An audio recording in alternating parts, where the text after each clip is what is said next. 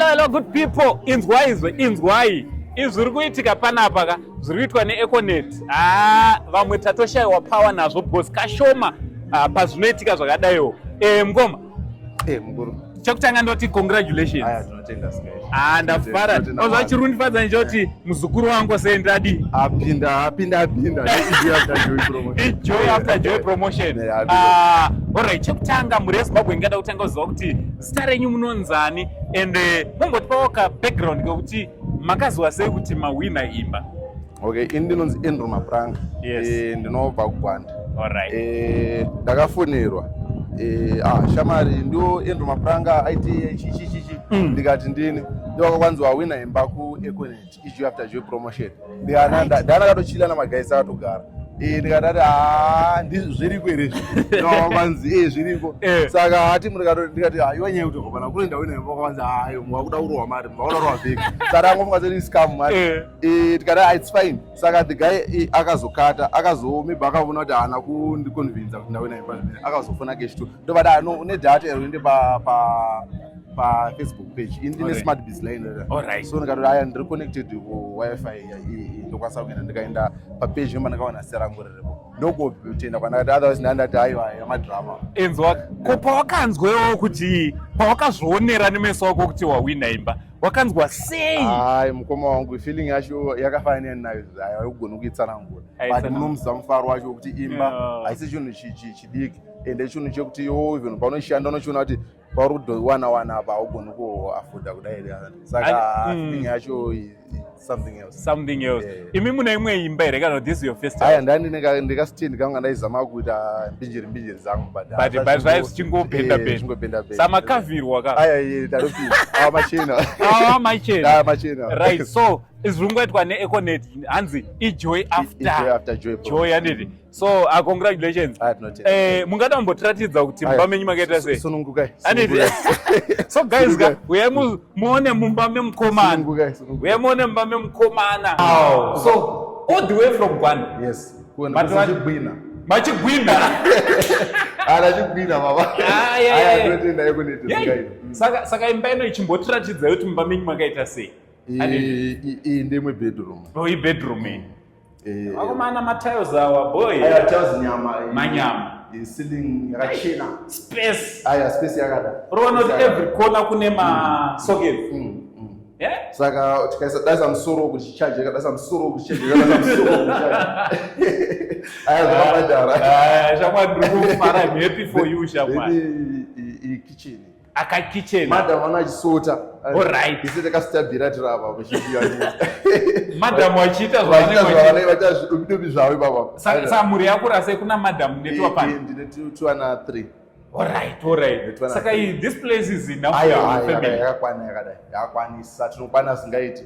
Tinokwanisa singaiti. Ende kunoku ndo imwe party yemba yakakosha iyoyi. Iyo system security system. Yes. Okay, mune alarms. Alarms, yeah.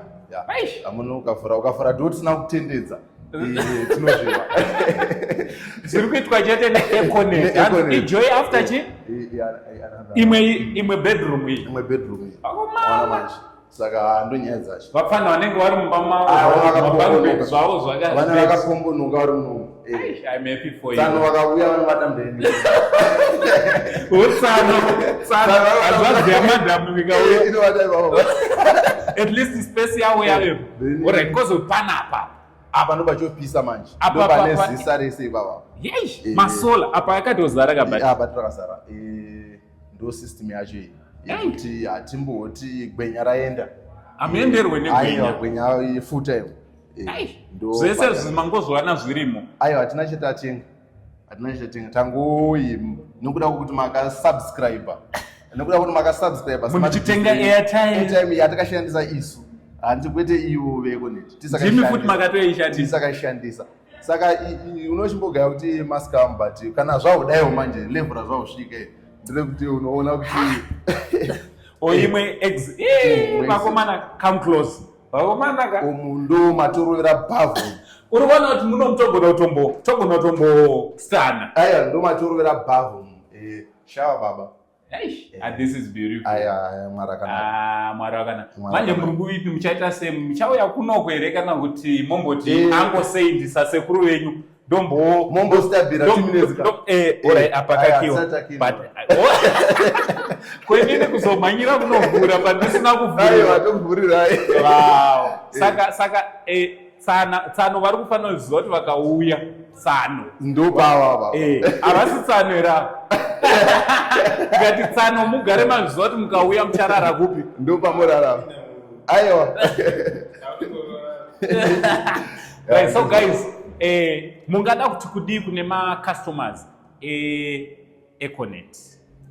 Kuna macustomers Econet ndozati variko vaisa tenda sezvandaita nokuti Econet ikaita promotion yayo unongofunga kuti havatoita zvinhu zvavo and arikaya vaite ikoko you need to participate because zviriko zvekutowina asi drama ndakaramba kutoramba kuti iyi inenge drama ramutaura because ndasingazvitarisiri kuti zvino ndasingazvizivi zvinoitika ndakatoti ndatoenda kufacebook page mandakatoona kuti last year kuna vakawina zviriko kunowiniwa saka Econet ikati joy after joy ziva kuti you have to participate ipapo kuti zvinofamba zvakanaka. Maoko awokukomberera yapo. Congratulations. So mapromotions panenge achiuya Econet chamandoda kuti ndikuudze chinhu ichi iwewe participate so that you can partake prizes, you can be part and parcel prizes anenge achiwiniwa. Hapana scam apa neEconet aiwa ava ndo shasha panyaya yekuwinisa vanhu pamwe chete nekupa maservices akanaka kuvanhu. So tiri kungoti nhasi from Uncle Saint now smart home owner joy after joy. Yes.